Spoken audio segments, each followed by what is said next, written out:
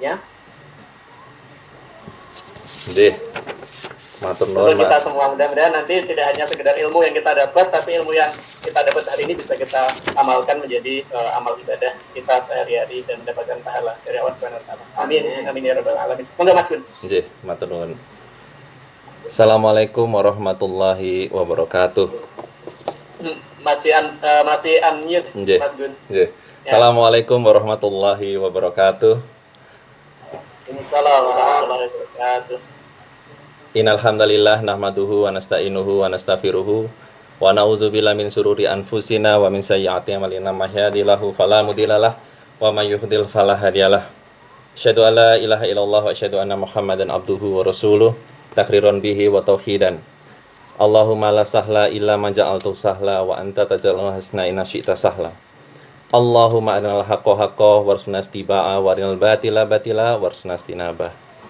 Alhamdulillah nyuwun sewu menika menawi saya lancang untuk berbicara di bapak-bapak dan ibu-ibu kasepuhan yang sudah lebih senior dibanding saya ini. Ini kebetulan kemarin dapat apa ya ini wasiat dari Dek Hera untuk menyampaikan ini ya. Insya Allah sekali lagi mungkin hanya saling mengingatkan saja karena wal asri innal insana lafi khusrin illa illalladzina amanu wa amilus sholihati wa tawassaw bil haq wa tawassaw bil sabr. Jadi saling menyampaikan kebenaran dengan cara yang sabar itu adalah ciri dari umat muslim. Jadi bukan dai tetapi semua umat muslim harus tawassaw bil haq wa tawassaw bil sabr. Matur nuwun sangat alhamdulillah atas kesempatannya dan juga tidak lupa kita ucapkan syukur alhamdulillah atas nikmat akidah yang diberikan Allah Subhanahu wa taala kepada keluarga Kung Sulaiman ini. Alangkah indahnya sebuah keluarga apabila seluruhnya memiliki akidah yang sama. Karena dengan begini kita bisa saling menasihati seperti sekarang, ya. Karena yang disebut oleh Rasulullah disebut adinul nasihat. Agama itu adalah nasihat. Ketika kita memiliki satu agama yang sama, maka akan lebih mudah bridgingnya, jembatannya untuk kita saling memberikan sharing, memberikan informasi seperti ini. Alangkah susahnya apabila di antara kita ada yang berbeda, pasti topiknya akan berbeda juga. Apalagi kita semua di dunia juga nggak akan lama, ya nyun sewu, nggak akan lama, maka apalagi sih yang mau kita bicarakan selain kita berbicara agama.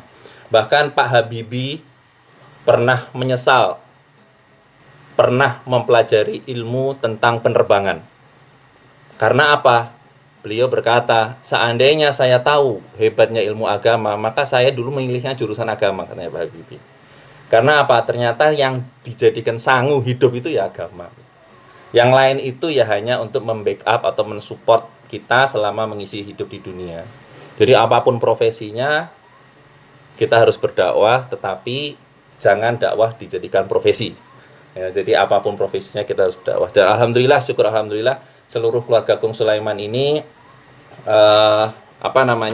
semuanya di dalam naungan akidah yang sangat besar, akidah Islam ini ya.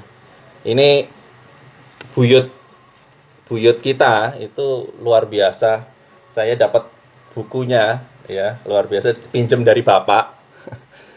Itu ada berapa ya? Ada 6 buyut yang ada di keluarga Kertodrono itu ya. Dan namanya asik-asik Pak ya. Kalau mungkin ada yang sudah pernah dengar, ada yang belum ya. Itu ada yang namanya buyut Mbah Rinem, Mbah Riman, Mbah Rijem, Mbah Rijah, Mbah Rimin, Mbah Ramin. Nah, yang bisa ngulang dapat sepeda monggo. Ini luar biasa. Jadi namanya Riri semua ya. Ini mungkin saya juga termasuk yang mungkin ketujuh ya, Rigun ini ya. Jadi intinya bahwa di sini ada yang istimewa dari ke-6-6-nya ini. Masya Allah, luar biasa, semuanya istimewa. Dan kita tahu bahwa kita semua dari Mbah Riman ya. Mbah Riman menurunkan uti kita ya, uti Sulaiman. Dan alhamdulillah Mbah Riman ini memang orang yang sangat kuat terhadap Islam, bahkan jadi musuhnya komunis ya, sehingga ini adalah benar-benar tidak ada kompromi terhadap hal tersebut. Alhamdulillah, hingga anak-anak dan cucu-cucunya seperti yang disampaikan oleh Om Heri, insya Allah kita akan selalu jaga akidah kita, semuanya apapun itu kita harus jaga. Tak lupa salam dan sholawat kita aturkan kepada junjungan kita Nabi besar Muhammad Sallallahu Alaihi Wasallam. Semoga kita umatnya akan selalu mendapatkan syafaatnya hingga nanti di hari akhir. Bapak-bapak, ini sedikit saya ada sharing ya, biar nanti jemu ngelihat wajah saya, jadi saya harus share aja. Ya, ini mudah-mudahan bisa dilihat ya. Bisa kelihatan Pak ya? Bisa kelihatan ya? Insya Allah ya. Bisa kelihatan. Oh, baik. Alhamdulillah.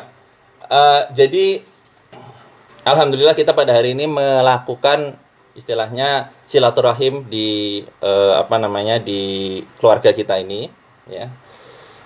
Suatu hari dari hadis riwayat Jabir radhiyallahu anhu, saat Ramadan berakhir itu semua langit, semua bumi dan semua malaikat itu menangis.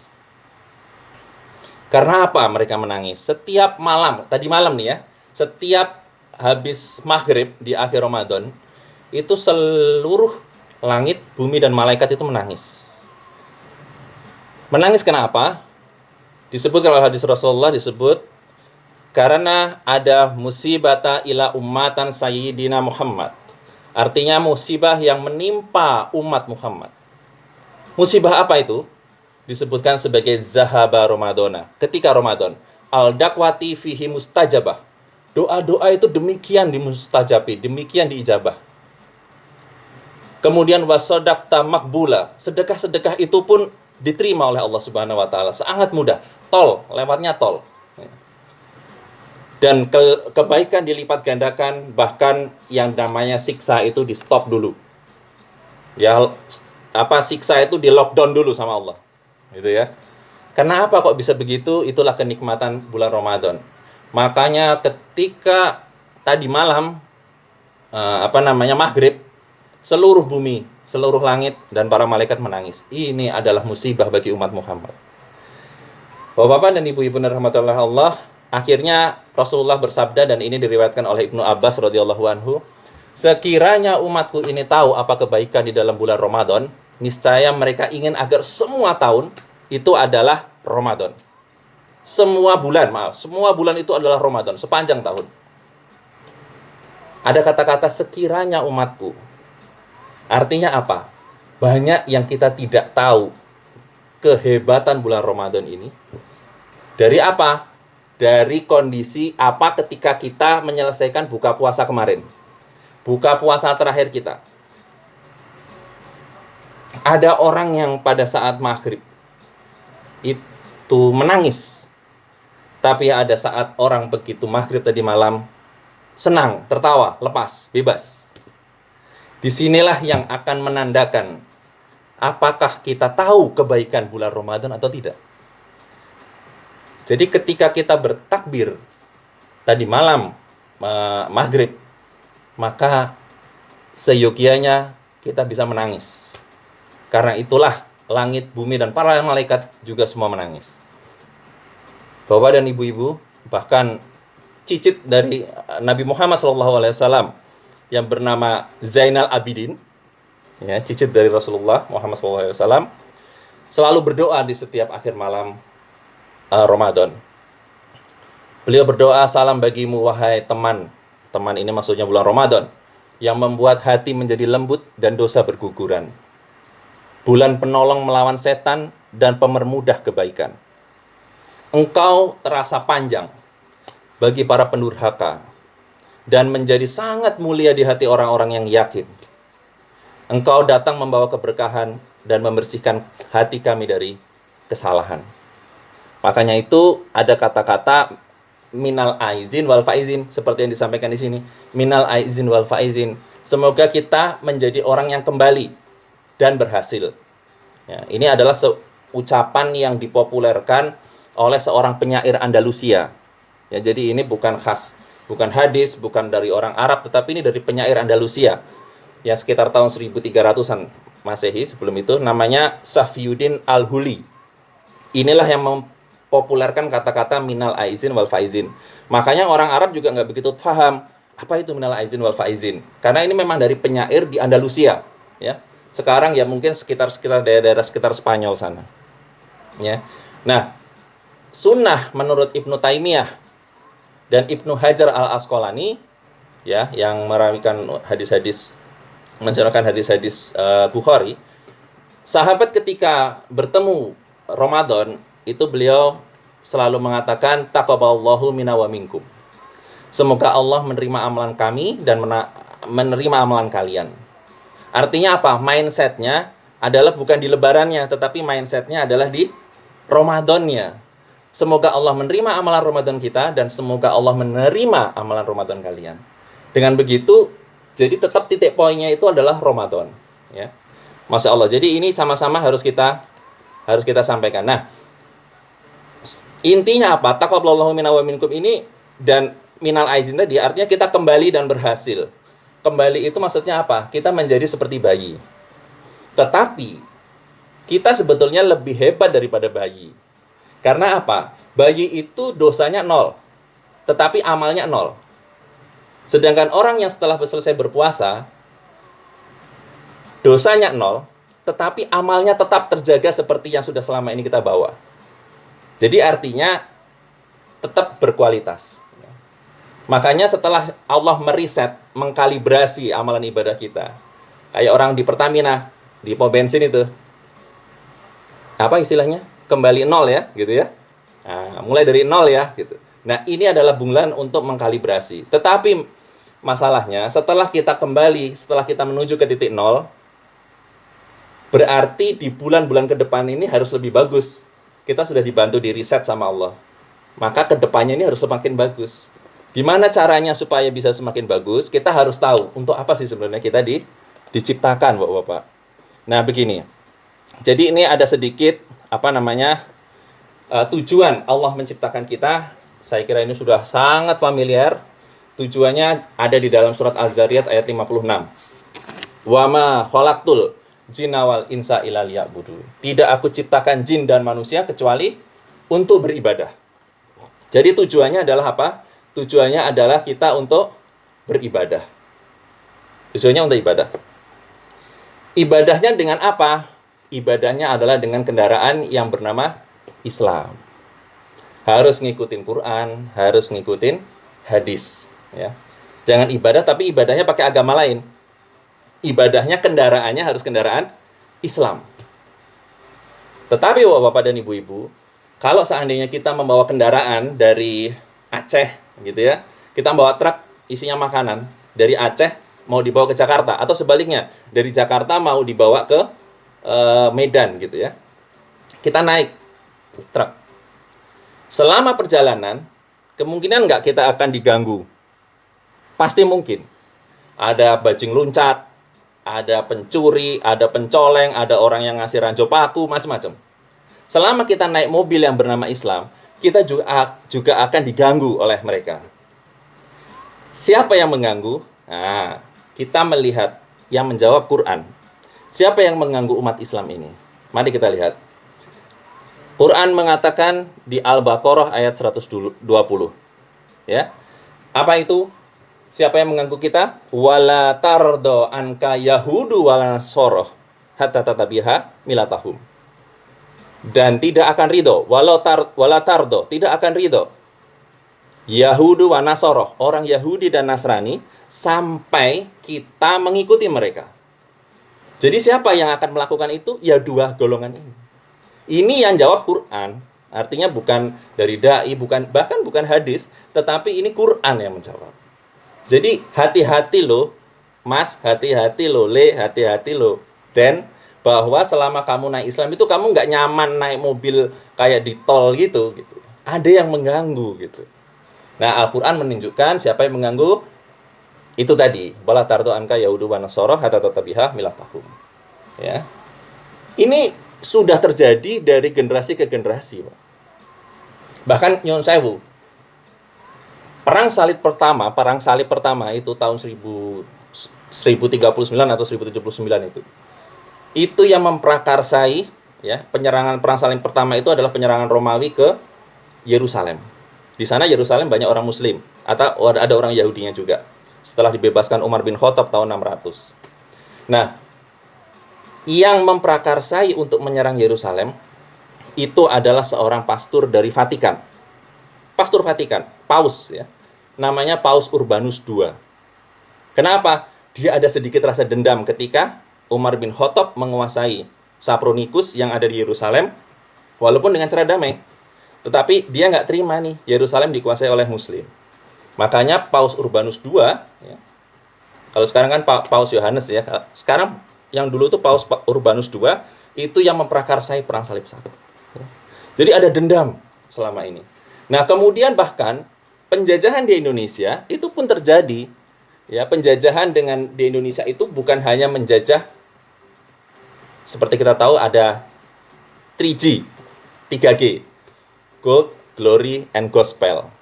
Ya. Gold itu adalah mengambil rempah-rempah dan lain sebagainya. Glory itu adalah ya prestise, ya, menguasai sebuah negara. Gospel itu adalah upaya untuk melakukan penyebaran agama. Ya, khususnya karena ini adalah Spanyol, Belanda, dan Portugis, agamanya adalah agama Nasrani. Ya. Nah, inilah yang membuat para ulama-ulama dan kiai dan santri di Jawa Timur dan lain sebagainya itu melakukan penyerangan, melakukan jihad. Jihadnya bukan hanya membela NKRI, tetapi karena kalau seandainya NKRI ini dikuasai oleh Belanda, maka agama Islam di Indonesia ini juga akan terhilangkan gitu. Ya, makanya dilakukan jihad oleh Kiai Hasyim Asy'ari, ya, pendiri Nahdlatul Ulama. Nah, lama-lama begitu Indonesia mau memasuki usia kemerdekaan, ternyata ya, Indonesia itu khususnya Jepang itu memberikan kekuasaan Indonesia kepada Pak Soekarno, Presiden kita Republik Indonesia yang pertama. Siapakah Pak Soekarno? Apakah beliau seorang nasionalis atau seorang agamawan? Beliau seorang nasionalis. Pertanyaannya, bukankah selama ini yang berjuang adalah seorang kiai? Kemudian beberapa kiai, beberapa santri, pondok pesantren Jawa Timur itu banyak sekali. Ya. Tetapi kenapa seorang nasionalis yang diangkat oleh Belanda, oleh penjajah Jepang maksudnya? Ya. Bapak-bapak, ini sudah tidak menjadi sebuah hal yang mengherankan. Karena menunjuk seorang nasionalis sebagai seorang penjajah itu lebih aman daripada menunjuk seorang agamawan. Pada saat itu ada yang namanya Hos Cokro Aminoto, ada yang namanya Haji Umar Said, Haji Umar Said Cokro Aminoto, ada Haji Agus Salim dan lain sebagainya. Penjajahan dari Aceh yang lawan adalah Cut Nyadin, Tengku Cik Ditiro. Terus sampai ke bawah ada Pangeran Diponegoro, Imam Bonjol dan lain sebagainya. Semuanya, hampir semuanya Islam. Bapak-bapak kalau mau beli buku namanya buku Api Sejarah. Itu luar biasa bagaimana perjuangan kita selama ini. Ya.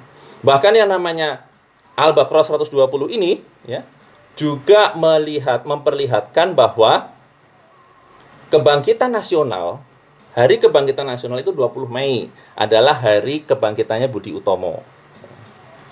Ya wallahu a'lam bishawab. Kenapa itu diambilnya hari kelahirannya Budi Utomo? Padahal beliau punya koran namanya Jawi Hisworo yang pernah nyuwun sewu itu menghina Rasulullah. Itu bapak-bapak bisa silahkan lihat di buku Api Sejarah dan itu sangat otentik karena sudah dilihat juga di situ oleh Ustadz Adi Hidayat dan lain sebagainya. Ya. Korannya yang namanya Jawi Hisworo itu menghina Rasulullah.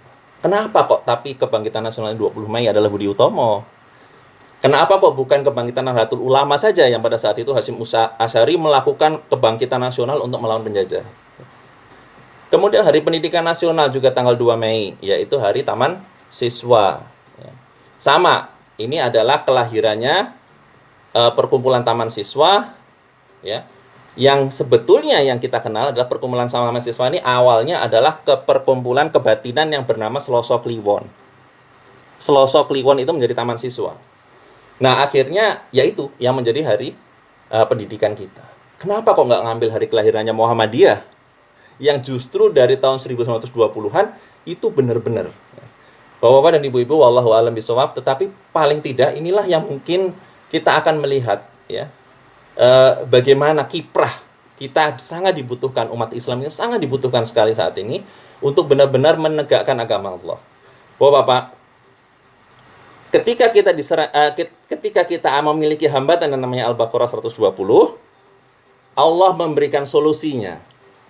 Allah memberikan solusinya. Apa itu solusinya? Yaitu solusinya adalah dengan Quran surat Muhammad ayat 7. A'udzu billahi minasyaitonir rajim. Bismillahirrahmanirrahim. In tansurullaha yasurkum. Tolonglah agama Allah. Wa yusabit aqdamakum. Maka Allah akan menolongmu dan Allah akan mengokohkan posisimu. Kalau kita mau ditolong Allah, kalau Allah ingin mengokohkan posisi kita, tolong agama Allah. Ini yang paling penting. Ya. Kalau umur kita tuh paling berapa usianya ya, Pak, Bu? Usia kita nggak akan lama gitu ya. Maka nyuwun sewu, kalau kita tidak memiliki ruang untuk melakukan atau menolong agama Allah, maka terus berarti kita mengedepankan aspek keduniawan kita daripada sangu kita di akhirat gitu. Karena Allah akan menolong kita, baik itu di dunia dan akhirat, bahkan Allah akan mengokohkan posisi kita di dunia. Kalau bapak-bapak bisa berdakwah dengan bagus tingkat RT, insya Allah Allah akan mengokohkan bapak sebagai ketua RT. Naik lagi ke RW, bapak akan dikokohkan oleh Allah sebagai ketua RW. Ya, ketika masuk lagi bapak jadi seorang bupati, bapak akan dikokohkan oleh Allah selama bapak menolong agama Allah. Ketika bapak nggak menolong agama Allah, kita nggak menolong agama Allah, ya akhirnya apa? Ya sudah, Allah tidak akan menolong kita dan Allah tidak akan mengokohkan posisi kita. Bagaimana cara menolong agama Allah? Ada dua, yaitu kita amar ma'ruf dan nahi munkar. Wa takum minkum ummatun yad'una ilal khair wa ya'muruna bil ma'ruf wa yanhauna 'anil munkar. Sesungguhnya ada sebahagian di antara kamu, ingat, enggak semua, Pak. Sebahagian yang dipilih oleh Allah yang akan melakukan amar ma'ruf dan akan melakukan nahi munkar. Masya Allah. Jadi artinya apa? Di sini adalah kita memiliki dua tugas, amar ma'ruf dan nahi munkar, sesuai dengan surat Al-Imran ayat 104. Dengan apa? Pertama bisa dengan doa. Dan ini disebutkan adalah selemah-lemah iman. Dengan doa, ya Allah, jadikan pemimpin-pemimpin kami, jadikan pemimpin-pemimpin kami menjadi pemimpin-pemimpin yang ma'ruf. Ya. Kebetulan wakil presiden kita udah Pak Ma'ruf. Ya. Jadi udah keterima satu kayaknya doanya. Kemudian yang kedua, hindari kemungkaran yang ada. Itu seringan-ringannya, paling enak. Tidak ada hal-hal yang memberatkan kita. Yang kedua adalah dengan lisan dan doa. Kalau bapak-bapak bisa dengan lisan, sampaikan. Walau itu berat, walau itu merugikan. Tetapi ingat, kalau seandainya orientasi kita di dunia dan lain sebagainya itu ya mungkin agak susah ya. Tetapi ketika kita berani berlisan untuk menegakkan agama kita, insya Allah Allah akan menolong kita. Yang ketiga adalah dengan action dan doa. Dengan action dan doa. Ini lebih hebat lagi. Kalau seandainya lisan ada resikonya, action itu lebih besar resikonya. Makanya orang munafik itu akan diam ketika engkau ngaji di dalam masjid. Tetapi mereka baru akan bergerak ketika engkau implementasikan apa yang engkau ngajikan itu di luar masjid. Ketika kita ngaji, belajar qiraah, belajar Quran, belajar baca, orang kafir, orang munafik diam. Tetapi ketika kita mengimplementasikan ekonomi Islam, kita mengimplementasikan hukum Islam, kita mengimplementasikan politik Islam, kita mengimplementasikan sistem sosial Islam, baru mereka akan mengganggu kita. Ya, karena itulah sistem yang sangat berat. Tetapi Pak, luar biasa. Kalau kita mau lihat, inilah sistem yang dilakukan oleh Rasulullah. Ya. Sehingga Rasulullah tidak akan rompal giginya kalau beliau tidak melakukan action. Kalau hanya doa, saya kira Rasulullah tidak akan lepas giginya ketika di Uhud. Ya. Nah, inilah yang disebut sebagai leader. Maka kita harus ambil sebagai leader. Ya. Leader di mana aja? Leader di perusahaan, leader di kampung, di RT, atau leader jadi kepala sekolah, Masya Allah. Kayak Om Heri gitu kan. Kemudian juga ada leader di rumah tangga sekalipun. Ya. Ini harus dilakukan. Nah, leader pun dibagi menjadi 3. Pemimpin itu dibagi menjadi 3. Ada tipe pemimpin yang safe player, main aman, ya. Tetapi ini diizinkan juga oleh Islam karena Rasulullah pernah melakukannya ketika periode Makkiyah. Artinya apa? Ketika Rasulullah pertama kali dakwah hanya 4 yang mengikutinya, istrinya, seorang sahabat dan 2 anak kecil. Maka saat itu nggak akan ada yang bisa dilakukan oleh Rasulullah kecuali safe player. Ya. Nah, kemudian tipe pemimpin yang kedua adalah controlling system, mengontrol sistem. Ini adalah periode ketika di Madinah. Ini periode ketika di Madinah. Rasulullah mulai membuat piagam Madinah. Rasulullah mulai membuat sistem politik Islam. Rasulullah mulai membuat sistem perdagangan Islam. Mulai mengontrol Islam, mulai mengontrol sistem, mulai mengontrol Madinah. Padahal saat itu ada orang Nasraninya, ada orang Yahudinya, tapi Rasulullah sudah bisa mengontrol sistem. Ini adalah tipe levelnya yang makin tinggi lagi dibanding safe player tadi. Yang ketiga adalah buying system, membeli sistem. Ini adalah ketika Rasulullah melakukan Fathu Mekah. Jadi setelah bisa mengontrol, kita beli sistem. Dulu kita jadi direktur, besok jadi komisaris, istilah kayak gitu. Nah, inilah yang bagus. Karena kalau kita sudah membeli sistem, maka apapun yang kita minta itu akan dijalankan. Apalagi kalau kita tujuannya adalah menolong Allah. Nah, inilah yang seorang pemimpin yang diinginkan, yaitu buying system. Kita bisa membeli satu sistem sehingga kita mudah merubah sistem itu menjadi sistem yang lebih syar'i. Jadi yang pertama yang adalah kita lakukan adalah menolong agama Allah. Yang kedua adalah dengan cara apa? Dengan cara action. Dan yang ketiga adalah kita harus menguasainya sampai kita bisa menguasai sistem itu. Pertanyaannya sekarang, apakah generasi kita sekarang ini yang lahir 70-80 itu kita yakin nggak bisa menguasai Indonesia seperti nomor 1 dan 2 dan 3? Ya. Kita lihat. Suatu hari kemarin, beberapa waktu yang lalu, saya pernah ikut sebuah kajian di Muhammadiyah Tebet, Jakarta Selatan, ya, bersama Bapak Ustadz Insinyur Wildan. Beliau menguraikan mengenai masalah anatomi generasi milenial. Ini adalah generasi yang lahir tahun 70 dan 80. Ya, kurang lebih segitu lah. Artinya generasi termasuk generasi yang ngomong ini. Ini adalah tipe-tipe generasi yang sekarang akan memimpin Indonesia setelah 2020. Ya. Pertama, tipe generasi milenial kita sekarang ini adalah liberal dalam beragama. Artinya apa? Bahwa pelajaran agama di sekolah negeri itu hanya 5%. 95%-nya adalah pelajaran sains. Artinya hanya 2 jam atau 1 jam seminggu. Ini adalah sangat tidak kurang pas bagi negara yang beragama seperti kita sekarang ini. Artinya yang merindukan sistem yang sesuai dengan Quran dan Sunnah. Ini agak susah, Pak. Karena kita sendiri pendidikannya sudah seperti ini, ya. Sehingga akan memunculkan apa? Generasi sipilis, nyun sewu, sipilis. Tapi bukan penyakit sipilis itu, ya. Sipilis itu sekuler, pluralisme, dan liberalis. Sekularisme, pluralisme, dan liberalisme. Ya, ini akan muncul. Ya, sehingga ini agak bahaya, ya. Kalau mau tahu penjelasannya tentang ini, insya Allah monggo bisa mampir ke YouTube kami. Kita akan jelaskan tentang apa itu pluralisme, ya. Ada sinkritisme, sintesisme, relativisme. Ini yang merajai anak muda kita sekarang. Udahlah, kita sama aja beragama. Yang penting kan semuanya berbuat baik. Ini adalah ciri pluralisme yang sifatnya adalah relativisme. Ini yang menyerang banyak anak muda kita. Karena pluralisme itu ada sinkritisme, ada sintesisme, ada relativisme. Nah, sinkritisme itu mencampurkan antara budaya dengan agama. Sintesisme mencampurkan antara agama satu dengan agama dua. Relativisme tidak memperdulikan apa agamanya, yang penting dia melakukan kebaikan. Itu adalah relativisme. Dan ketiga-tiganya itu kurang bagus.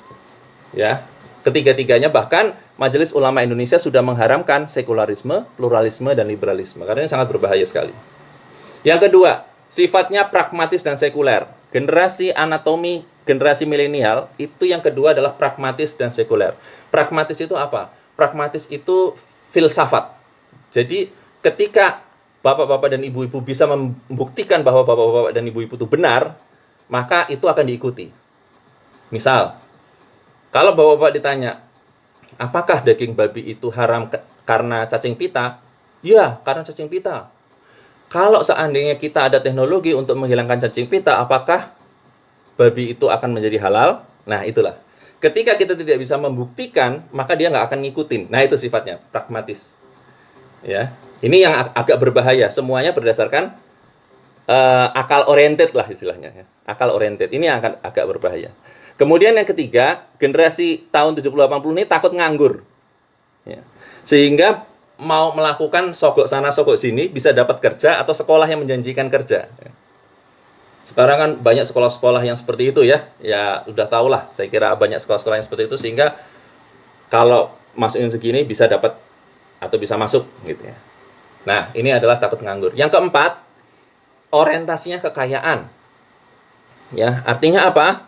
Status makmur itu adalah dari kekayaan. Kekayaan, punya uang, punya kendaraan, ya. Nggak peduli kendaraannya itu riba atau tidak, tetapi yang penting punya kendaraan. Padahal Allah Subhanahu wa taala lebih suka orang yang ngontrak daripada yang beli rumah, tapi riba. Karena orang ngontrak itu dijamin nggak bakal tanyain macam-macam tentang hisapnya, wong ngapain ditanyain, wong cuma ngontrak gitu kan? Nggak akan ditanyain. Tetapi ketika riba, waduh panjang pertanyaannya. Ya, ini makanya orientasinya karena saya pengen kelihatan kaya gitu ya. Ini lebih memilih dunia daripada akhirat, lebih melihat yang nyata daripada yang gaib, karena akhirat itu kan gaib. Jadi, nah ini di bulan puasa ini maka kita harus bisa meningkatkan kemampuan melihat yang gaib kita daripada melihat yang nyata yang ada di dunia. Jadi kemampuan yang melihat yang gaib itu harus dinaikkan. Ya. Kemudian yang kelima, politik itu profesi bukan ideologi. Maksudnya apa? Politik seperti kita lihatlah sekarang ya, idealisme itu sangat berkurang sekali. Makanya perjuangan politik di tubuh umat Islam di Indonesia ini sangat rendah sekali ya. Lebih suka apa? Lebih suka berkoalisi. Karena apa? Duitnya ada di sana gitu ya. Makanya banyak partai-partai Islam juga akhirnya ya pecah gitu ya. Karena apa? Ada koalisi dan sebagainya. Nah, kemudian yang keenam, generasi ini adalah generasi instan. Kenapa penyebabnya? Penyebabnya karena ingin segala sesuatunya cepat, tidak mau mengikuti proses, tidak sabaran, dan ketika melakukan sesuatu sukanya di injury time. Artinya apa? Kita tuh tipenya firefighter, pemadam kebakaran. Ketika ada api buru-buru dipadamin ya. Kalau mahasiswa tuh SKS, sistem kebut semalam. Ya, kalau mestinya kita tuh adalah sebagai orang yang planner, membuat rencana jangka panjang, apa yang mau kita lakukan dan sebagainya. Bukan sebagai tipe firefighter. Kalau tipe firefighter, mesti sifatnya adalah sifat instan yang diinginkan. Ya. Buat kopi, kalau bisa kopi instan, gitu kan, cepet. Ya. Makanya tidak kokoh ideologinya. Yang ketujuh, organisasi hanya memilih organisasi yang menyenangkan dan yang menuntut karir. Yang menyenangkan misalnya apa? Yang ada hubungannya dengan hobi. Ya. Naik moge, hobi golf, dan lain sebagainya. Arisan, pesta, dugem, geng-gengan. Nah itu, kayak gitulah. Atau yang meningkatkan karir. Kalau seandainya saya mau deket sama bos itu, maka saya harus bisa main golf. Supaya apa? Supaya saya bisa main golf dengan dia. Nah itu, ada hubungan dengan karir. Akhirnya yang namanya organisasi yang berupa jamaah pengajian sangat rendah. Karena apa? Orientasinya akhirat. Wah, itu dunia gaib lah istilahnya gitu. Makanya sedikit. Nah, organisasi inilah yang suka kita melakukan organisasi tetapi hanya mencari yang menyenangkan diri atau yang bisa meningkatkan karir, gitu ya. Kemudian yang kedelapan, tidak suka membaca buku. Generasi kita adalah generasi yang tidak suka membaca buku. Connecticut University USA pernah melakukan pemeringkatan Indonesia. Peringkat Indonesia tahun 2016 itu adalah nomor 61 dari nomor 70 orang-orang yang tidak suka membaca. Jadi yang nomor 1 itu yang paling suka membaca, kita tuh nomor 61 dari 70 negara yang diperingkat. Ya, bahkan bukan cuma kita, negara-negara Islam tahun 2012 buku dalam 1 juta jiwa di Mesir itu hanya ada 17 buku. 1 juta orang hanya ada 17 buku yang dibaca. Sedangkan di Inggris dalam 1 juta jiwa ada 2.000 buku yang dibaca. Ini sudah melihat bahwa peradaban kita ini masih agak susah untuk naik. Supaya cepat, yang ke-9 adalah miskin keteladanan, Bapak-bapak. Ya. Kita saat ini sangat miskin keteladanan. Kita lihat TV kita di zaman sekarang dengan di zaman Orde Baru itu lebih banyak ketawanya mana? Zaman Orde Baru apa zaman sekarang? Kita tahu lebih banyak ketawanya di zaman sekarang. Tetapi impact-nya apa? Lebih banyak orang yang temperamen sekarang atau zaman Orde Baru? Ternyata lebih banyak sekarang. Hadis jelas menunjukkan bahwa engkau jangan terlalu banyak ketawa karena itu akan mematikan hati. Orang banyak ketawa akhirnya lebih temperamen, Pak. Lebih temperamen dikit-dikit, kesenggol dikit di jalan, ngamuk, marah dan lain sebagainya. Karena TV-TV kita juga menganjurkan penuh dengan ketawa-ketawa gitu ya, miskin keteladanan. Belum sinetron, belum berita kriminal ya. Kalau Bapak mau melihat, berita kriminal yang ada sekarang itu bukan nasihat, Pak, tapi ngajari cara kriminal. Jadi bukan merupakan keteladanan, mestinya kan nasihat. Kalau ada orang membunuh, janganlah membunuh, karena membunuh itu begini, ya. Jangan itu menjauhi larangan Allah dan lain sebagainya. Mestinya kan begitu. Tapi berita kriminal kita adalah bagaimana cara membunuhnya. Pakai pisaunya pisau apa? Lewatnya lewat jendela mana? Kemudian cara nyekapnya bagaimana? Loh, malah ditunjukin semua. Artinya keteladanan yang ada di kita sekarang sangat-sangat rendah ambient condition kita. Dan yang 10, silaturahim merosot. Jadi alhamdulillah, karena apa? Kita sekarang alhamdulillah difasilitasi untuk bisa memberikan atau bisa saling bertegur sapa di dalam Zoom seperti ini. Alhamdulillah, ini adalah bagus sekali untuk menaikkan silaturahim, karena di dalam Islam sendiri disebutkan bahwa yang namanya silaturahim itu luar biasa. Ya, silaturahim itu artinya begini. Kalau kita antar saudara seperti ini namanya silaturahim. Tetapi kalau kita dengan RT kita itu bukan silaturahim tetapi ukhuwah. Karena kita tidak satu rahim. Namanya silaturahim itu kan silah itu bertemu, rahim itu satu rahim. Jadi kita saling saling menghargai, saling bertemu, saling menjaga dalam satu keturunan. Ini silaturahim. Ya. Ini yang sebetulnya sangat penting sekali kita harus lakukan sistem silaturahim. Ya. Nah, orang sekarang susah melakukan silaturahim karena ini dianggap sebagai non-profit activity. Ya. Aktivitas yang di luar nggak ada profitnya lah, nggak ada untungnya gitu. Padahal ini sangat penting sekali silaturahim. Bahkan seorang yang memutus silaturahim itu menjauhkan dari rahmat. La tanzilal rahmatan ala qaumin. Rahmat itu tidak akan turun pada suatu kaum. Nggak akan turun rahmat itu pada suatu kaum. Fihim qatihim rahim. Jika ada orang yang memutus silaturahim di dalamnya. Nah, itu Masya Allah. Makanya kita alhamdulillah kita melakukan ini. Bahkan sedekah kepada orang miskin itu dapat 1 pahala, dan sedekah kepada keluarga itu dapat 2 pahala, yaitu pahala sedekah dan pahala silaturahim. Masya Allah. Dan makna menyambung silaturahim ini sekali lagi ada yang beberapa kali disampaikan ada salah tafsir. Makna menyambung silaturahim itu bukan artinya kebaikan dibalas kebaikan. Ya, saudara saya kemarin ngasih jambu, saya balas dengan salak. Itu bukan menyambung silaturahim dalam agama. Nanti Bapak-bapak bisa lihat di Adabul Mufrad karya Imam Bukhari. Tetapi yang menyambung silaturahim itu adalah menyambung kekerabatan yang sebelumnya pernah pecah, pernah patah. Apakah itu dipatahkan orang ataukah dipatahkan oleh antar kita. Nah, itu kita berusaha untuk menyambungnya. Nah, itu luar biasa pahalanya. Ya, sangat besar orang yang menyambung sepahala silaturahim. Nah, ini ahlinya adalah Utsman bin Affan yang ahli untuk menyambung silaturahim itu. Ya, makanya Rasulullah sampai malu kepada Utsman bin Affan karena berusaha menyambungkan antara Umar dan Abu Bakar waktu itu. Ya, ada sedikit. Itu saja mungkin yang bisa kita sampaikan. Mudah-mudahan insya Allah apa yang ada 10 item ini, karena kita sudah tahu mappingnya, maka kita harus tahu mencari solusi bagaimana kita bisa mengatasi ini. Minimal ke cucu-cucu kita juga, ke anak-anak kita juga. Bagaimana supaya tidak liberal dalam beragama, tidak pragmatis dalam berpikir, jangan takut nganggur karena semua rezeki sudah diatur oleh Allah. Orientasinya jangan kekayaan, politik itu harus mengedepankan ideologi, kemudian jangan instan tapi berproseslah. Organisasi, carilah organisasi yang mendekatkan pada akhirat, kemudian sukalah membaca buku, kemudian kita mencari keteladanan baik itu dari sirah dan lain sebagainya, ya, sirah nabawiyah dan lain sebagainya, karena ada Quran, hadis, dan sirah dan bahasa Arab. 4 hal ini tidak akan habis dipelajari sampai kiamat. Makanya terus pelajari. Kemudian yang ke-9, ya, miskin keteladanan. Yang ke-10, kita meningkatkan silaturahim, dan sudah kita mulai pada kesempatan hari ini.